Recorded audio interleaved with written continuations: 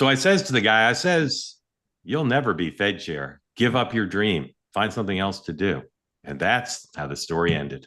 Oh, I'm sorry. The program's on. Thank you for joining. This is the morning meeting. Sean, Dan, and I will run through the day. The day book is chock-a-block full with next to nothing. So that won't take long. And then we're going to talk about what's going on in some various news stories. You'll hear Dan and Sean's winners, losers of the week and what to look for this weekend, mine as well. And then we'd love your questions. So if you're here on the two-way platform, please raise your hand. If you're watching on X or on YouTube, think about peace, love, and understanding. Let your fingertips be saturated in peace, love, and understanding. Before you put smack in the chat, think twice.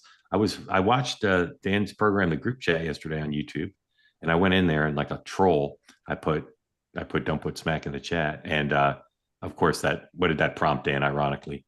I smack like a tennis ball at the U.S. Open. A lot of smack when I did that. All right. The president's schedule today is I'd say a little funky in that it swears in the IRS commissioner. I'm sorry. Participates. Lower, 10-year back to take that audio down. Participates in the ceremony to swear in the IRS commissioner. Signs the Genius Act. That's the crypto legislation that signed yesterday. And then 7 o'clock on a Friday night, having dinner with Republican senators. Sean, do Republican senators want to spend Friday night in Washington to have dinner with the president? Sure do. I was going to say in this administration, yeah. Maybe in the previous ones that wouldn't be part of the thing, but yeah. I'm surprised the president wants to do it. I can tell you, George W. Bush and Barack Obama would never do that.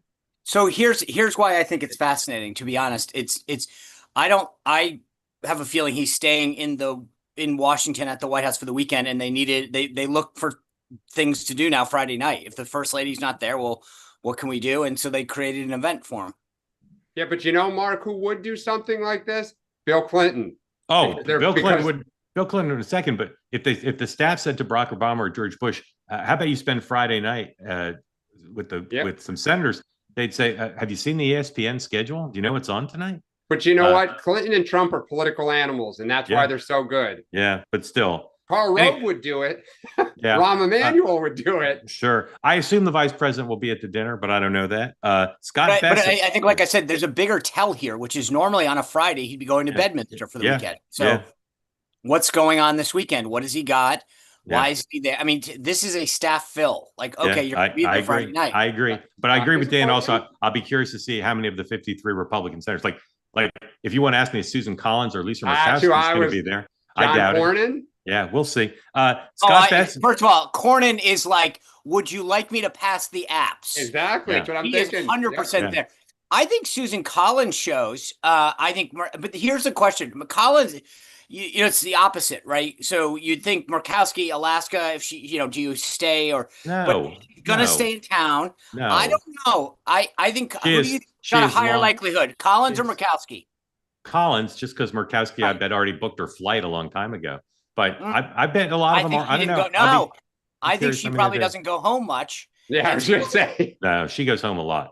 House and Senate are out. Scott Bessent is in Osaka, Japan, where the World Expo is. Someday, I'm not going to share it today, but someday I'll tell you about when I was at the Japan previously had the World Expo when Bush was president, Bush 43, and Margaret Spellings on her first trip to Asia rode a Segway in Japan with a lot of jet lag. I'll finish the story in another episode. And Saki? It's like a cliffhanger, huh? And Saki? No Saki, but she seriously jet lagged. She'd never been to Asia, I believe. And that's about it. All right. Let's talk Epstein. Last night, everybody knows Wall Street Journal dropped their story. Speaker of the House moments ago basically said the Wall Street Journal made it up. This has brought MAGA back together. I heard from a bunch of talkers last night saying we're all in with the president now because we're attacking Comey and the media. Let's run through some tweets. 104A, Laura Loomer, off the reservation up until the Wall Street Journal piece, and now says, and please pardon the profanity, I'm calling bullshit, totally fake. Everyone who actually knows the president knows he doesn't type letters. He writes notes in big black Sharpie. Trust me, I would know. He doesn't use email and he doesn't type right. He writes messages in big black Sharpie. Loomer on Murdoch, 104B. Mr. Murdoch owns the Wall Street Journal. Trump should just cut Murdoch off forever. He's always been a backstabber and a liar. Anyway, in theory, the attorney general is going to court today. Again, I don't know what any of this means, 103. And she's going to try to get stuff unsealed, just the grand jury material that leaves a lot of stuff unreleased. So, guys, I want to get your factual positions on some things. We'll start with yes, no, maybe are your responses. The Wall Street Journal story has very little transparency on how they got it, why there was no picture of it, right? But they clearly saw something. And they say in the story, I think the most underreported aspect of their reporting, they say this is in the possession of the FBI and the Justice Department, which doesn't mean it's accurate, but it's a government held document. So first, Dan, is this contrary to the president and Laura Loomer and the vice president and Elon Musk and all manner of people? Yes, no, maybe that document's authentic. Yes. Yes, it's authentic. You're not saying maybe, you're saying 100% it's authentic. Yes, but I want to be clear. Yeah. I don't believe that Trump wrote it. I think someone did on his behalf. Like he'd say, hey, secretary, let's do this for Jeffrey. So he didn't do the creative writing, but he did sign it. Of course. So yeah. Yes. Okay. Sean, yes, no, maybe the president signed it. It was from him, whether he had creative consultants or an auto pen. The correct answer is who cares? I think this is no, that's not a choice. Yeah, no, it's an answer because I mean I don't. I think this is so like if this is a bombshell, then we have a munitions problem. Didn't say it. No one said it was a bombshell except a bunch of reporters. Yeah, a bunch of. But I mean, here's why. I'll push back and say it matters because it speaks to the president's veracity and concern about being tied to Jeffrey Epstein. But the same thing I raised yesterday. What's their relationship? I guess my point is, I don't know that we've like whether he met with him 100 times or 20 times. There's pictures. They know each other. He's admitted that.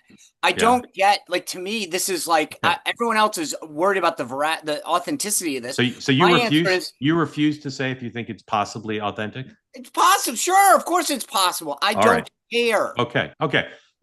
One thing that's a little strange that the people on the left have pointed out is the president says he doesn't draw. Put up number 105. Gavin Newsom amongst those having fun at the president's expense. The president draws, folks. There's a little drawing he did of the New York skyline. He's drawing all sorts of things. So it seems like a weird thing for the president to say since he's auctioned off drawings, not necessarily the same kind of drawings. It goes without saying that nothing could be better for the president than this because MAGA is now all back together. So I don't even think we need to comment on that. Sean, what is Pam Bondi going to do? Will the courts release this stuff, or she'll say, "Well, I tried and the courts blocked it"? Like, where's that headed? Yeah, that to me is the bigger. I mean, when I see the bigger issue, I think that they're some people are fundamentally missing this. Going and getting this is about accountability. Transparency and being like, I went to court and they unsealed 15 documents, still doesn't answer about the video. They're missing the point here. And I think if they shovel a couple things out and go, oh, we went to court and we unsealed 18 witness, 302 statements from witnesses. So here you go. That's not the point. And that's where I think sometimes I get what they're trying to do, but it's like you're actually giving oxygen more to the story again because you're only answering this part of the question.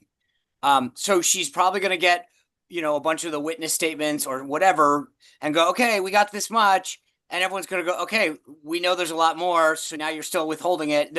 They are probably actually creating a bigger story than helping themselves. Yeah.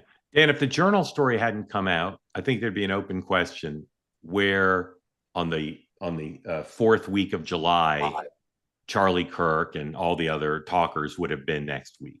In other words, if nothing new was happening, would they be continuing? We still don't know if we're going to see Maxwell testify. But next week, will the MAGA talkers be talking about this story or not? I don't know because I totally agree with Sean, and I was just about to say this. The problem is they've now cracked the door open to saying, Pam, you should release whatever it is, pertinent information. Well, who defines pertinent? And here's the thing. The person who put the binder together, or it was put together for, is alive in a jail cell, dying to tell her story. So have what's her name? Not Giselle, but I'm blanking right now. Yeah, Maxwell. She can tell you who she got that from. I bet she has pretty good records of stuff. Like, so I mean, the problem is once they put out a little bit, you're gonna say put it all out. And so I think that was the under the radar thing. They made it worse last night. Trump did. So here's the interesting thing that I want to explain two quick things. This president has a degree of accountability and transparency in terms of he's talked to the press yesterday. I hope we get to this. They were all very forthright and forward leaning on his health issues. The Doge stuff in terms of accountability. There's a through line with Trump about accountability, holding government agencies, going after COVID. I mean, like, and to suddenly go, okay, well, on this one issue, we're going to give you a breadcrumb. It doesn't fit the pattern, and that's the overarching problem. Is that if your ethos is accountability and transparency, and then suddenly it's like, yeah, but on this issue, here's 5 little pieces. That's the red flag it sends, is people don't get it. And to Dan's point, when you put out a binder that says the Epstein files, and then there's really nothing in them, and then, by the way, it says more to come at the end, you've created the expectation. You created this. And so to turn around and say, oh, well, and if they do this breadcrumb thing, they will make it bigger. And that's going to be where, it will continue to snowball. They need to just cut this off. Right. And think about it, Sean. And they put a video out and say it's everything. And then it turns out that there's a 3 minutes missing. Like, they keep making it worse. All right. There's a few things. There are a few things going on with the media. First of all, I thought the Journal lack of transparency on their reporting. I'm sure that had to do with their sources, but I thought that was extremely irresponsible. They should have said more about their sourcing and about the nature of the thing. It's just not right. It's not in their own interest. It's not in the public interest. The media in general, I thought their coverage of this was abysmal. They don't they don't seem to understand like the significance of it. Wait. Can you pause? I want you to I want to know what the significance is. In your opinion, what do you think was big about that? Okay, so I'll tell you about showing you one thing. Show 106A, please. So, as I said yesterday, and this is the context for me for this story, what is their relationship? Why does it matter? Donald Trump's credibility as someone who is in charge, despite his occasionally saying he's not in charge, then he orders Pam Bondi to do something. He's in charge of what's disclosed to the American people and for the tens of millions who want disclosure. Okay? There's no indication he broke the law. By the way, correction on my part, Donald Trump did fly on Jeffrey Epstein's plane. I said he didn't yesterday. What I was thinking was he never flew to the island. I apologize for that error. Washington Post had their vaunted fact checker, the dispenser of Pinocchios, do a fact check. Trump and Epstein had a relationship, but there's no evidence of Trump wrongdoing. Okay? Then here's their conclusion, 106B. No credible allegation he's emerged Trump connect to any of Epstein's crimes. If the full file is ever released, we are confident that no connection would be found. That seems like a crazy thing for the Washington Post fact checker to say. I have no idea how they could make that assertion. Rest assured, if Trump were promptly mentioned, it would have been leaked by now. I don't believe that's true. I think people throw that around. It's ridiculous. Now, answer your question, Sean, playing off of this. The president is in charge of what the country is going to know about this.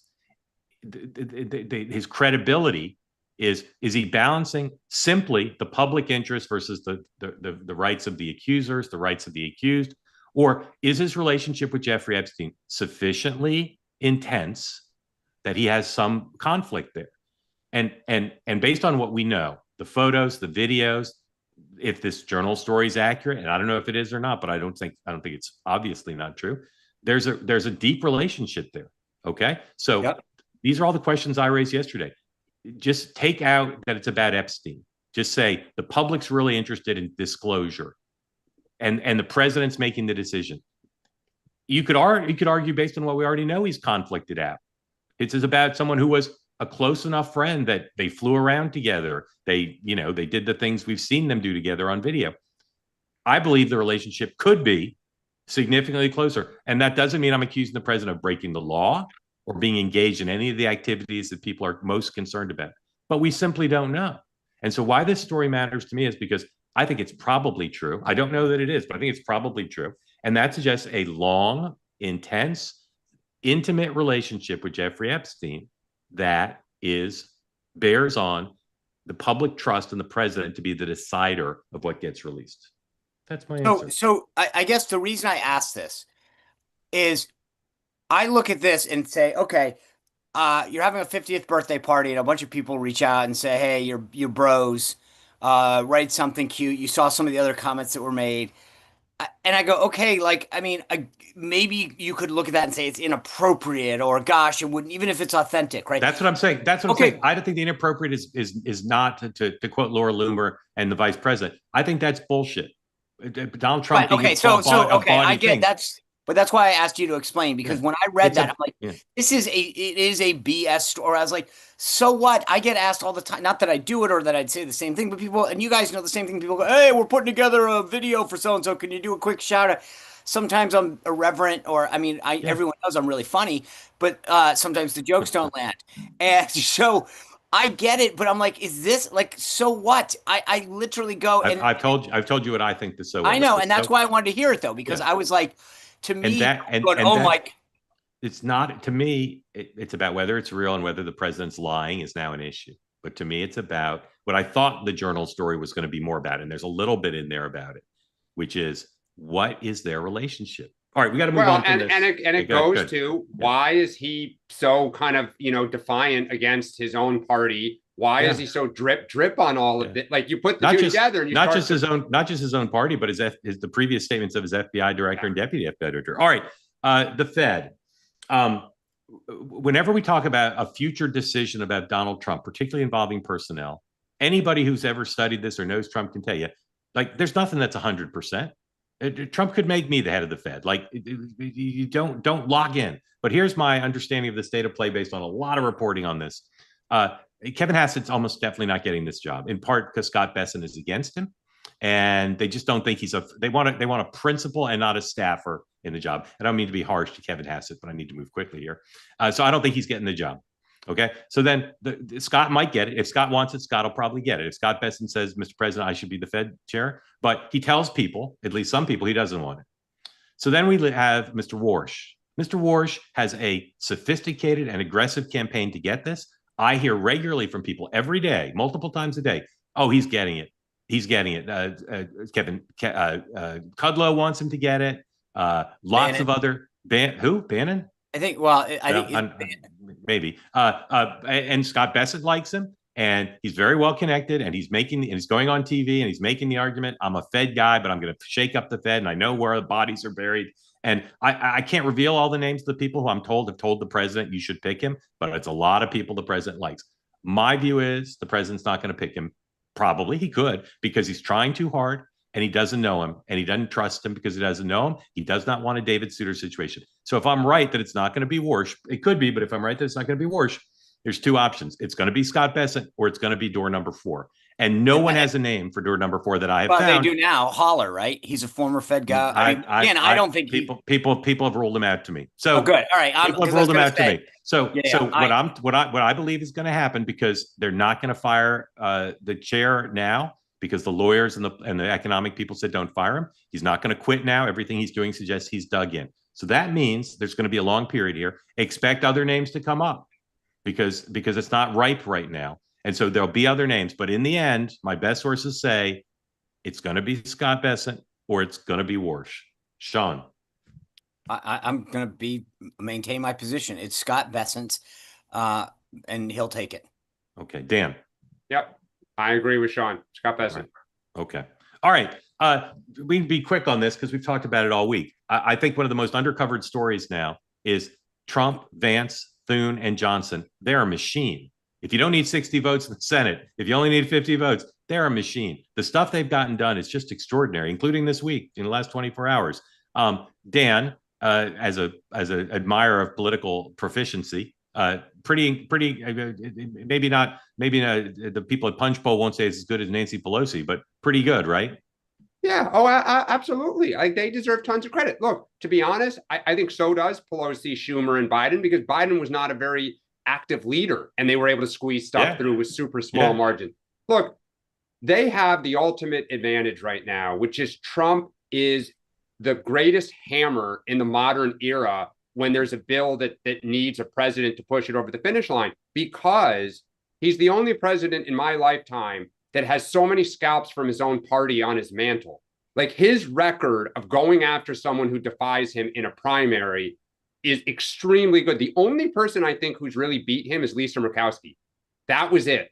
Like everyone else has lost. So when he says to the Freedom Caucus, cut the you know what, they salute and say, yes, sir. John Cornyn, as we joke, says, can I bring you tea, sir, in the afternoon? Like, who's going to stand up to him with such small margins and tell him no? Done. So the thing that's interesting is that Pelosi ruled the House with an iron fist. I mean, like the stories, I literally knew for a variety of reasons, knew a bunch of her staff. I mean, she went down to like cloakroom assistants and interns and approved everything. I mean, there wasn't a decision that didn't get made that had to get run by her, but she ran the House.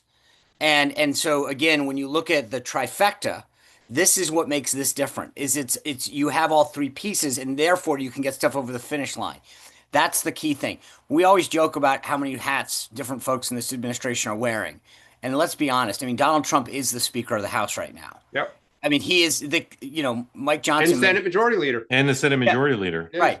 But I mean, more so. So's Vance. So's Vance. Yeah, but I mean, I think there's like what he does in the House. I mean, Johnson gets to sit in the chair in the Speaker's office, but the bottom line is that place is being run by Donald Trump.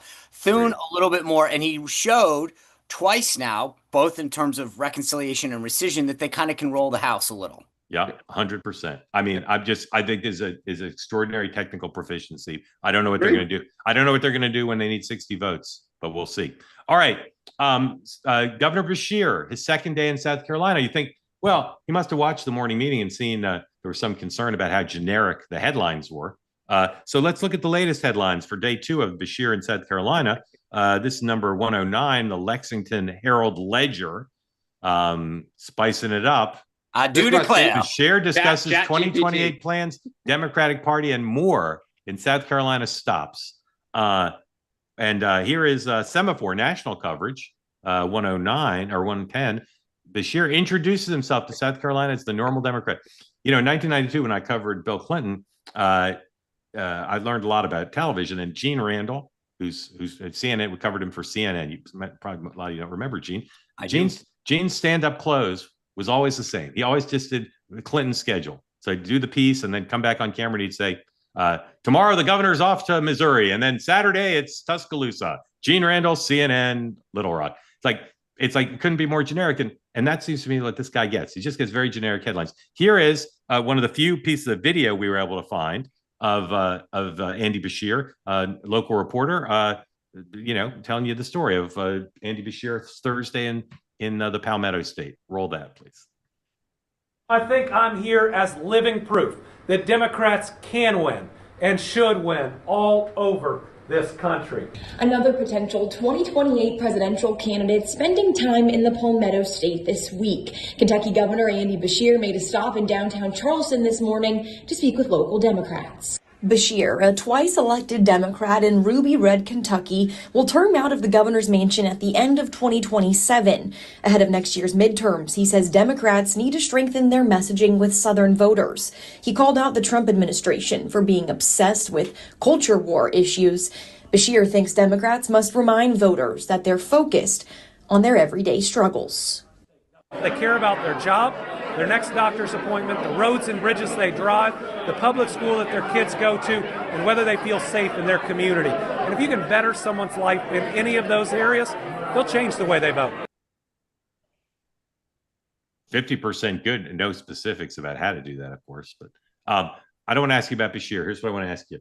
I don't think anybody's going to announce before the midterms. But between now and the midterms, based on all these men and women who want to run, going out and campaigning for other people, meeting with donors, etc. In order, who are the top 3 Democrats who have a chance to be the it candidate by next November? Who are the top 3 who have a chance to be the it candidate by next November? Dan. Gavin Newsom is 1, 2, and 3 right now. No one else. He is running circles around everybody. The way he's trolling unapologetically Trump and Vance and Feet. He reminds me a little of Trump as he was gathering steam in 13 and 14 with the birther movement and all. He's not backing down. He's relishing the fight. And you watch his Twitter followers, his Insta, 1 million, 1.5 million, Yeah. 2 million. Money's not going to be a problem. Staff, he's kind of becoming a little cool in the party right now. Yeah. Like he's in his own league.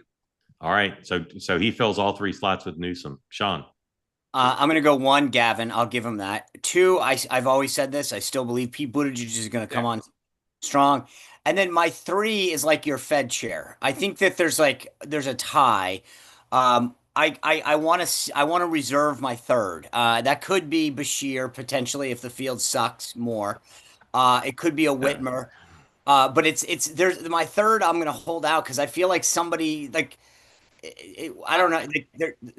If I had to be Wes Moore, I mean, a little more serious, because if I to be a little more serious about this, if you said you're running in a competitive Senate race, let's say, and who did you want to come? Exactly, that's what I was going to say. That's the question. I think Wes Moore and Pete Buttigieg is who you would call in, right? So in that regard, they're top tier. But if I think seriously about winning a Democratic primary right now, Gavin Newsom is starting to separate himself a little bit in a primary. The way the coverage he's getting, both on the ground. All right, let me ask it a slightly different way. I actually agree with the list. It's Newsom, Buttigieg, Moore. If you were having a fundraiser in Detroit or having a fundraiser in Chicago, who would your number 1 choice be to have come raise the money? Well, so I'm going to split that up. The money centers in the party are in New York, Boston, Chicago, and out on the California coast. Gavin Newsom all day long right now. Yeah, 100%. Head and shoulders. But if I was doing a labor union in Detroit, remember, I don't think he's running. All right, South Carolina. I think Wes Moore in South Carolina. Yeah. You talk about Clyburn. Really, the importance of this, having a serious, formidable black candidate down there. Yeah, I think he'd go over very well. Mark, you still think, with all this positive press and momentum Gavin's building up, that he would walk away? I do. Wow. I do. Okay. All right, Dan, what is the significance of the cancellation of Colbert's CBS show? The late night TV model is broken. It doesn't work anymore. So you think it's an economic story, not a political story? Well, I think it's both. I think the fact that he's been so critical of Trump, the fact that he recently has been so critical of his own parent company for the deal that they cut, and the fact that the model does not work, as the other late night, as the owners of the other late night franchises have begun to say, we've got to lower these stars' contracts. We can't afford them anymore. So I think it was the perfect storm to just end it. See, this is where I disagree a little bit, because Shane Gillis showed us the other night that comedy is still absolutely. Okay, but the point is, this isn't just some random show on CBS. I mean, I spent my most nights in college watching Letterman, and then continuing. And so, like, they blew a hole in a key hour and said, we're not replacing him. That says to me that this is much more. Like, they're blowing out the entire franchise and getting rid of it. Yeah. The Ed Sullivan Theater in New York is iconic. It's a tourist stop, and they're getting rid of it. To me, this says a lot about not just Colbert and how left he's gone, but CBS saying, well, it's not even worth trying anymore. Well, Dan, here's the thing, though, is like I love comedy, and so does my wife. Where do we now see it? Netflix specials, right? Where I can see Kevin Hart for an hour and sit at home. What do you know late night for now? Viral clips on social media. It's all about the 1.5 minute clip that they can spit out. Yeah. No movie star is going to go, like going on there doesn't do anything now. You'll go to a TikTok influencer and get 5 million views for, 5 minutes versus going on Jimmy Fallon anymore. Let's go back real quick to the economic model. If they said, hey, Sean, you're really funny. We watch you on the morning meeting. Obviously. Yeah, exactly. Can you do 42 minutes with commercial breaks? The model still works. You can get somebody cheap. You can get the advertising dollars. It's not at the hour because they could have done something different and they chose not to. And that's where I think the tell lies. It's weird. I've read 15 stories on this. Not one says what they're doing with the time period. They're canceling, are they giving it to the stations? Who knows? I will say this, Dan, I'd like you to spend part of the afternoon raising money, buying the Ed Sullivan Theater for the morning meeting and let's do the show there with the studio audience. Right? Wow. That'd be awesome. All right. Dan, winner of the week. All right, my winner. I've kind of probably previewed this a little bit. Gavin Newsom. I think that and there's, I think, a Politico or Axios someone has that he fired or brought in a whole new communications team that is much more nimble. And he is doing a lot of the things that Trump did to delight the base of our party. And you got to win the primary to get to the general. Yeah. And I think he's making some headway. Dan, can I ask you a quick question based on that? You know, I have an old saying. I like to say that there are friends and roommates. There are people that you are friends with that you would never want to live with, and there are people that you live with that you probably aren't going to be friends with. And I say that with respect to employers, because there are people that you like to deal with, but you would never want to work with. I get the impression that there's a lot of people who say, I don't want to work with Gavin Newsom. He's a tough guy. He's erratic. Do you get that sense? You brought up the new team. No, I think that Newsom is impressing people. I still think he's got problems in a general election. No. But it's like the staff issue with Kamala. Yeah. I don't know. Because I have that, not to me, heard that. that's going to be something to watch, right? Meaning, Yeah, that's a good I wonder flag. if you burn through staff on a presidential. All right, my winner of the week is the American taxpayer. For the first month last year, we had a budget surplus in the almost decade, the first time ever, and it's the tariffs that are doing it. The tariffs that we were told. Okay, I'm boring, Mark. But so and then we passed a rescission package. I am a big believer in the impact of the debt and the deficit. And for the first time to see Washington again, is it the biggest thing? No. But when your kid is learning to play ball, you say, just get a hit. Like, it doesn't matter. Maybe it was a foul ball, but they're at least hitting the ball in the forward part of the field. I like this. I think we need this as a model. We need more revenue, less focus on taxes, get the government size of government down. So to me, the American taxpayer is the winner this week. Raise your hand if you want to get in on the conversation, please. Sean, how do you pronounce the last name of the OMB chair? Vote. The winner of the week is Russ Vogt. People pay attention to the power of Stephen Miller. When Musk was in the government, they paid attention to the power of Musk. Russell Vogt is so powerful, and his vision about the Fed and about spending and about Doge, this guy is making history and had an incredible week getting this rescission package through, taking the spending prerogative away from an ostensible co-equal branch. He is the architect of this, and incredible success. And by the way, he said we're going to do another one, which pissed off John Thune to no end. Yes. I'll also just flag he did help write Project 2025 that everyone said was not it, and they're going through it page by page. Dan loser. My loser a little bit here is one Donald J. Trump. He couldn't shake the Epstein thing. I still don't think he has. And I think under the radar, and this was talked about a little bit on the group chat yesterday, the looming showdown on immigration that is boiling up within the party. I noticed Carolyn Levitt yesterday dodged the, I forget the bill that has been introduced in the House that 10 Republicans have already signed on to. Doesn't give a pathway to citizenship, but it allows a lot of these people to stay here and continue to work. She punted on it. She would not say no. And so I think Trump's got some more problems coming down the pike. Sean, loser of the week. Well, so I have to fit this in before I get to my real loser, but the loser is people in the Biden administration that wouldn't talk about his health, because yesterday we saw what real transparency looks like. I give the White House a ton of credit, how they handled. And by the way, the headline this morning out of NBC, both Craig Melvin and then the Ryan Nobles, the correspondent, said the White House, unprompted, without excuse, came out with it's like, dude, just because you got used to covering for Biden, you shouldn't be blown away by the fact that this White House was transparent about his medical records and didn't even have to be asked. Sean, I could not agree with you more, Sean. Same here. I know. So I know I had to jam that in somewhere. My loser of the week is CEOs. If you didn't see the viral video yesterday of the CEO, but here's why I made it CEOs, because that individual had a very unfortunate incident on the Jumbotron. But then the corporate CEOs of NPR and PBS spent the last several days making a pitch to the media that they saw no bias in NPR and PBS and that any discussion thereof was unfounded. They made fools of themselves and their budgets were cut last night. Hooray for them. Yeah. So mine's similar to that, which is the left's presumption that they can dominate asymmetrically, dominate the media. Stephen Colbert turned his show into a nightly anti-Trump program. NPR and PBS, as Caroline Levitt well documented, they're just attack machines for the Democrats, and they have lost their ability to have these asymmetrical advantages.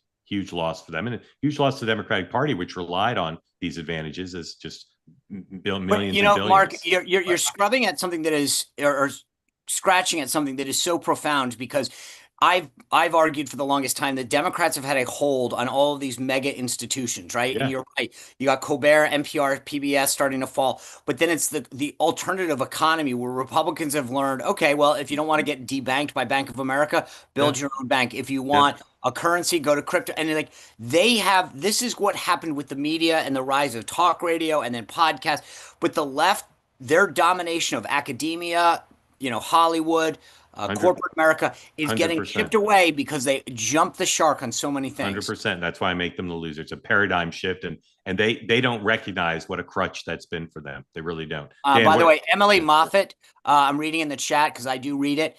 If you just Google CEO Jumbotron. Oh boy. Someone watches the show that doesn't know that thing happened. That's wow. nuts. Yeah. By the way, I was out to dinner last 50 night. million views within 24 hours. I was out to dinner last night, and two things that were fascinating. There were 3 generations of us together. Every single, from very young to rather old, and everyone talked about the same story at dinner. It was funny watching the different ends of the table discuss it. And at one point, someone at the table said, "Do you realize in my feed right now, 5 of, I think, the top 7 stories are about this Jumbotron CEO." Dan, what are you looking for this weekend? Truth Social. I'm going to be curious if the president continues to try to kind of get MAGA back and pound away at the Journal. I'm also want to watch the parent company here. The last time that they really pissed off Trump, they started seeing an audience movement and snapped back to try to prevent that audience movement. What happens over the weekend and into next week? Sean. The White House schedule.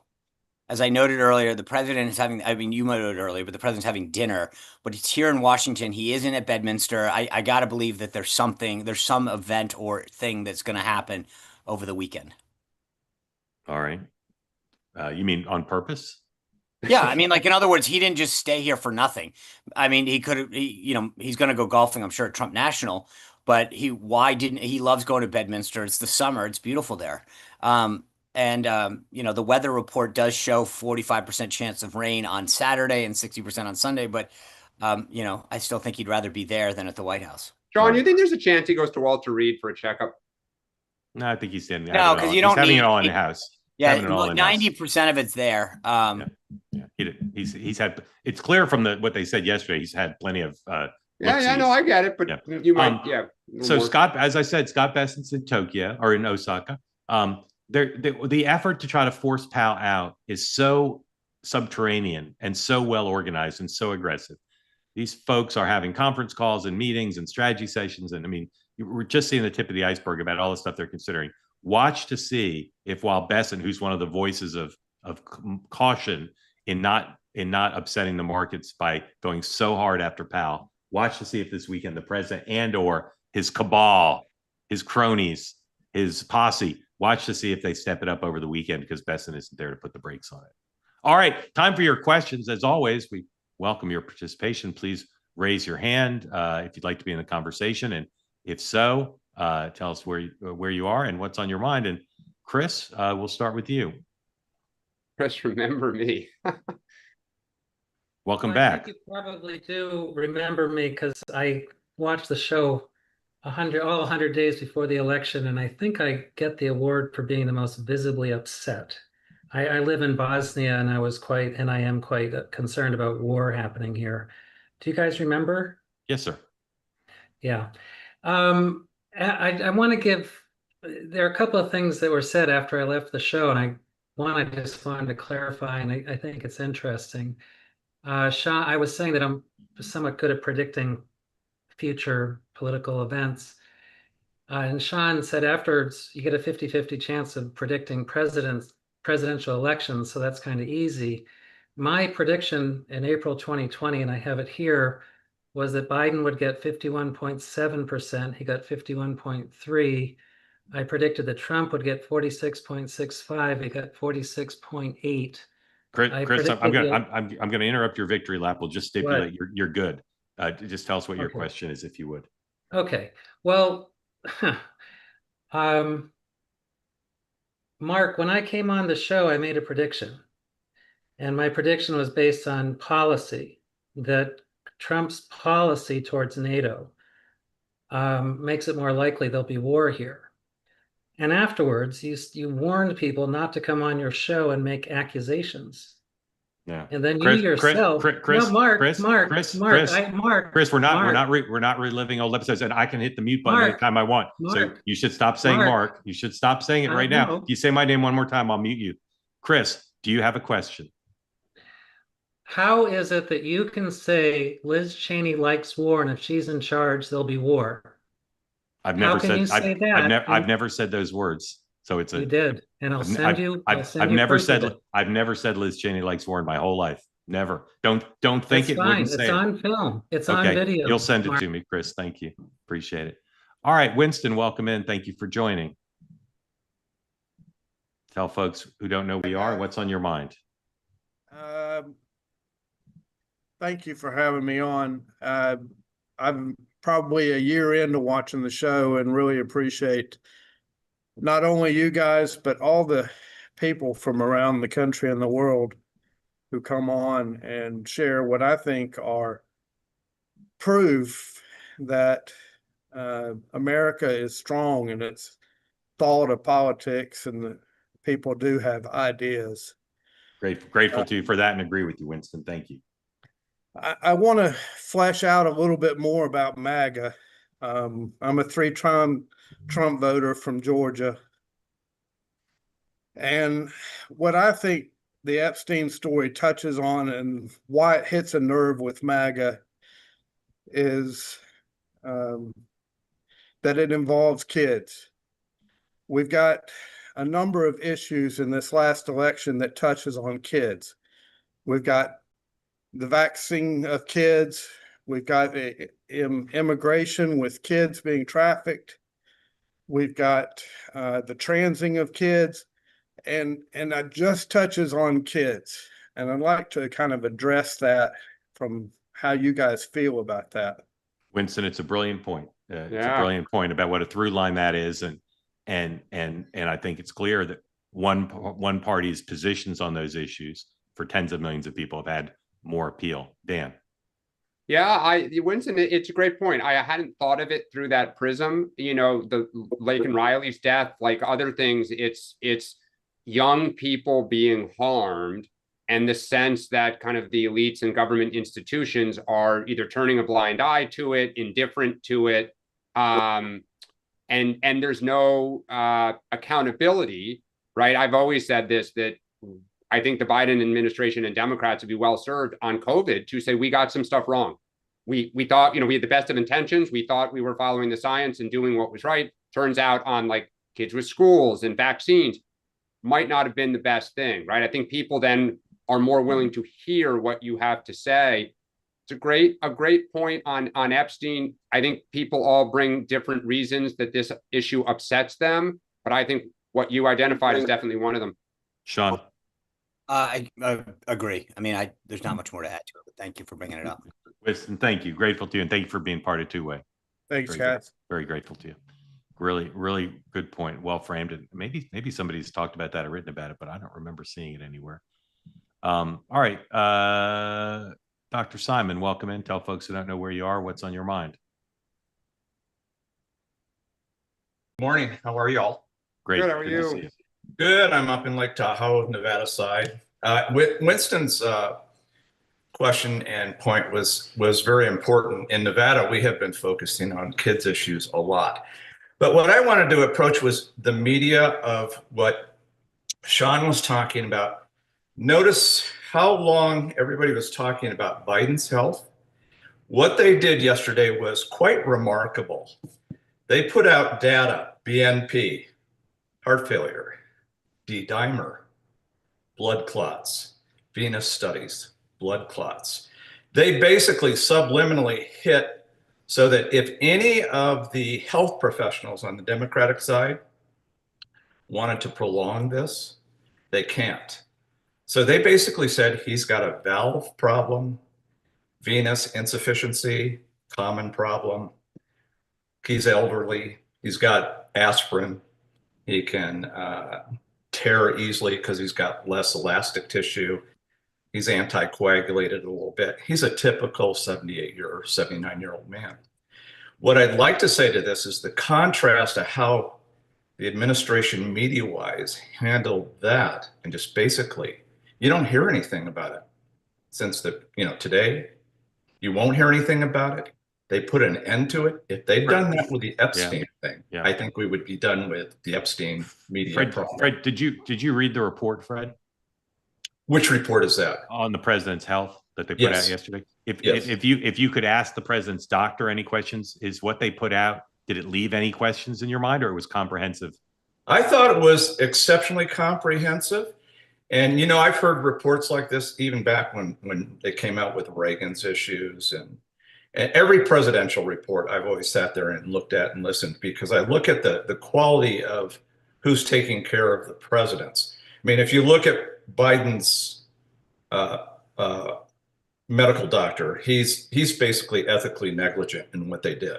Yeah. My only criticism of what they did is I would have liked them to have done a conference call with the president's doctor and medical reporters, because the reporters in the room, they have nothing to ask Caroline because they don't know anything about medicine. So that if you want to be fully transparent, you make the doctor available and you let him talk to medical correspondents. But that's a very high standard that obviously the Biden White House didn't reach. But I talked to two other doctors who echoed what you said. That was comprehensive. Yeah. And that's the I agree with you, Mark. I agree with you, but I guess the answer's in the pudding. It just died. I don't think anything. It died in part because the medical reporters probably were not activated and probably didn't even see it, and it's summer.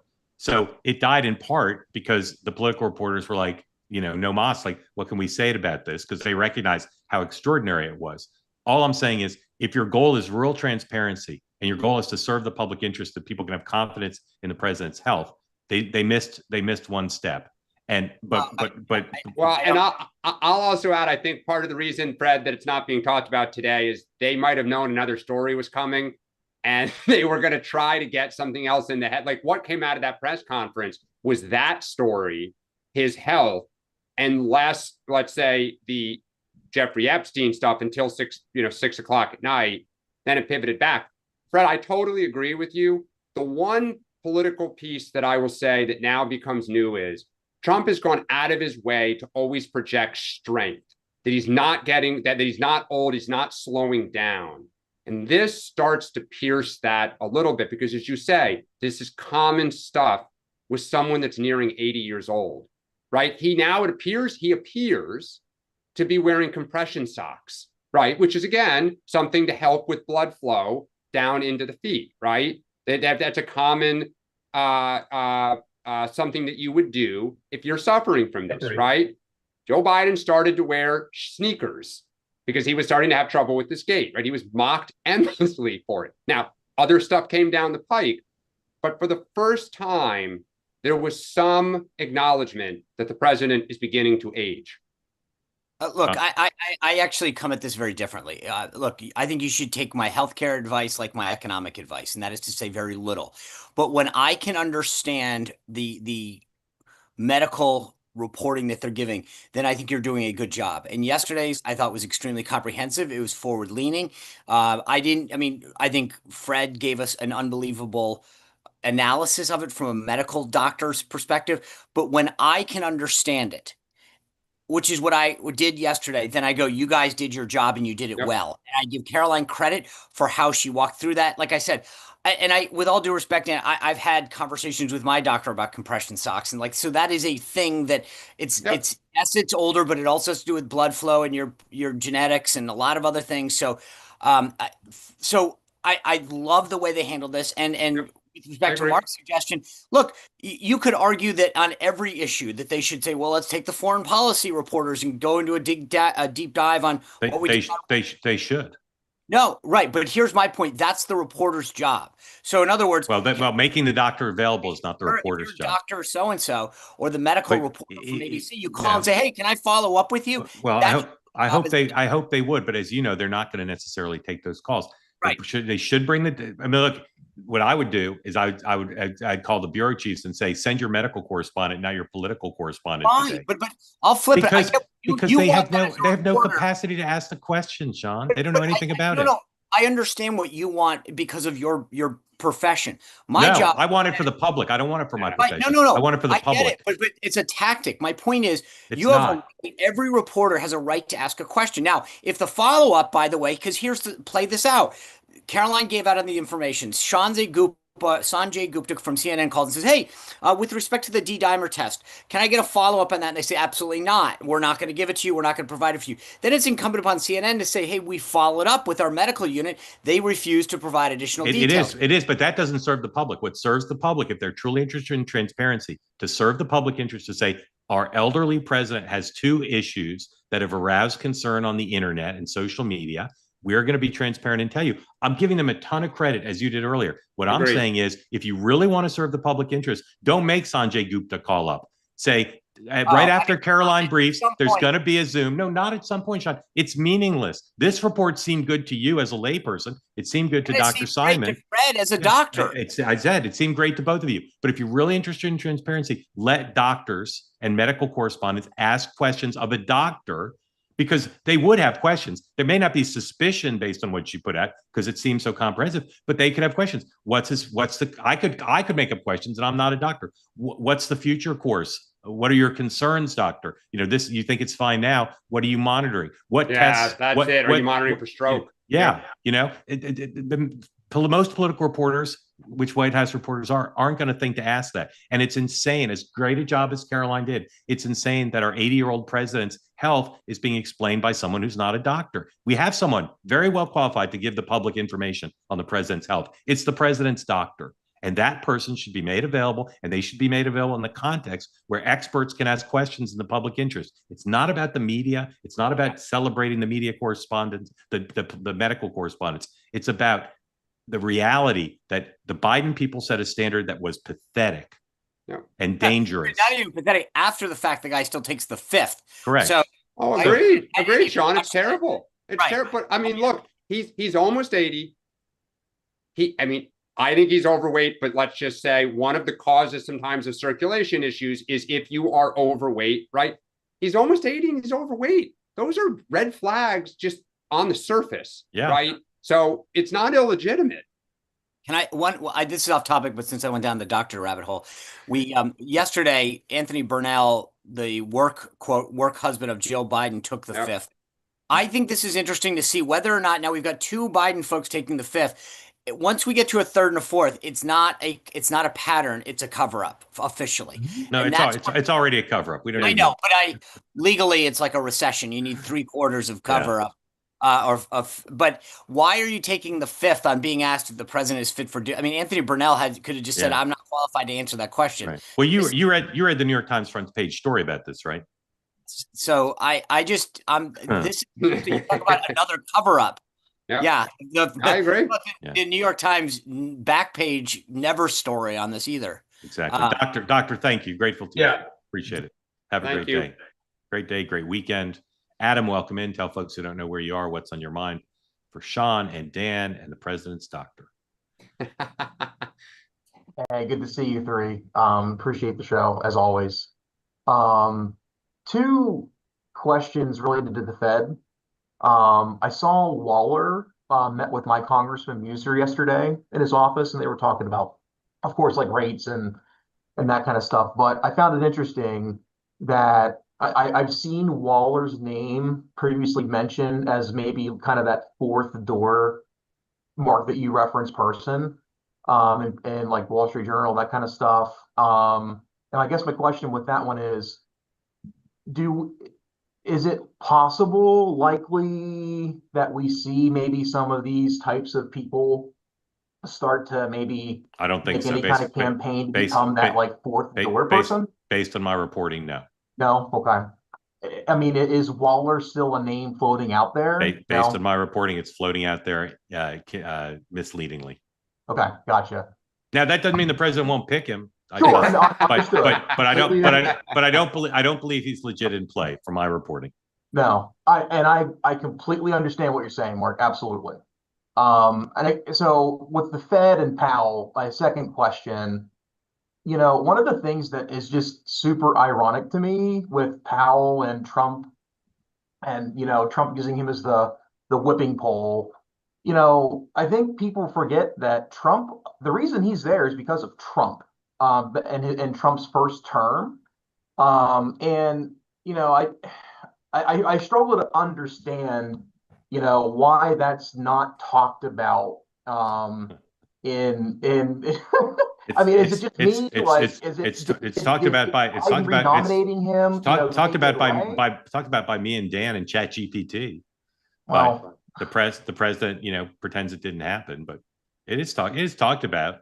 But okay. I mean, how many chief of staffs, Rex Tillerson, Yeah, he picks people and then he trashes them like he had nothing to do with it. I mean, it's just well, and I mean, consistent. look, I mean, he's only 6 months into his second term, all right, and so let's see if that trend changes. But I mean, that was talked about. I don't know how successfully, the couple of years leading up to 2024 about the churn that he had and his ability to pick people. And I just feel like there's an irony there that maybe I'm not seeing it talked about, or maybe I'm not following the outlets where it's talked about outside of Dan and Mark. But it's just interesting to me that we just see this narrative going on, and like, dude, he's there because you put him there. Yeah, and then he was reappointed. Yeah, and then he was I mean, if I recall, the Biden people gave pause to reappointing him. Like it's They did, yeah. Yeah, I mean, look, it's a tough job, and I think Trump likes a foil. He likes to have somebody to say, "Hey, the reason things aren't the greatest ever right away is that person, not me." And look, to Sean's point, Trump may be right on interest rates. I think they're wise to be cautious given how much inflation devastated people. But it could be that Jay Powell is wrong, and Trump loves it that someone sits out there to blame. Yeah, and I mean, maybe it's good politics, and I agree with you, Dan. But I mean, so I guess we'll see. It's just it's an irony that just it's still not lost on me, and I think it is lost on a lot of people, unfortunately. So we'll see what happens. Real quickly, I think having been there, and whether it's Chris Wray or Jerome Powell, or part of this was he trusted. There was a lot of people that he trusted initially because someone said, who'd be great for fill in the blank, Secretary of State, whatever. And he was like, they're great. And this is it. And Trump never been in government before, had never been a politician. And so he trusted a lot of people that they were coming in for the right reasons. The people recommending them had his best interest at heart. And that clearly wasn't the case. Yeah. Adam, thank you. Grateful to you. Vice versa. All right. Sean, what do you have on tonight? Mark Mitchell from Rasmussen Reports is going to join us with the latest polling. And I'll tell you, I went through a lot of their stuff. It's amazing how they have a big issue with how a lot of other pollsters do business. So I'm excited because the thing that I think is the fascinating part as a Trump guy, you look at the wins, Maha, rescissions, trade, the border. Why isn't what is causing his approval rating not to tick up much higher than where it is? And I think that's what I want to get at tonight. Why is he not higher based on the amount of wins that he's getting? And so we're going to dig in deep to that. All right. Sounds good. Two ways left today. 4 o'clock, 2 o'clock. It says on my sheet 2 o'clock. Is it 2 o'clock? That's 4 o'clock on here. Yeah. I'm going to go with 4 o'clock because that's the normal time. Ethan Strauss, his guest, Tom Haberstroh of Yahoo Sports. Today, 4 o'clock Eastern time, please join them. They'll be having a conversation about all things sports and life and society. Please, if you haven't sampled Ethan's show, do it today. And I'll be back at 6 p.m. Eastern time, last show of the week, barring breaking news. Longtime Republican economist, political operative, et cetera, et cetera, et cetera. Stephen Moore will be my guest. And Steve and I are going to have a big fight, a big faux fight about who's going to get on the Fed. I think I know where Stephen comes down on this one. I do too. So join us at 6 o'clock, and then the three of us will be back Monday morning, 9 a.m. Eastern time. We're going to play the very famous video clip of me saying that Liz Cheney loves war. So join us for that, and a full week of programming. Dan, you got TV tonight? Yes, I'll be on with Laura Ingraham Laura this Ingraham. evening, and then All right. taking my wife on a date night. Awesome. Very nice. Right. Sean, All politics is local, Sean. It's Sean, all can you local. can you tell us why you're doing the show from a bedroom, Sean? Yeah, because we have house guests and the kitchen could be a little bit more hectic. So yeah, there's a little bit more activity. All right. Well, we like your various shots. It keeps us on our toes. Well, Thank you all. Thank you all for watching. Thank you for being part of the two-way community. I'll see you at 6, and we'll all see you Monday morning. Have a great weekend. Bye.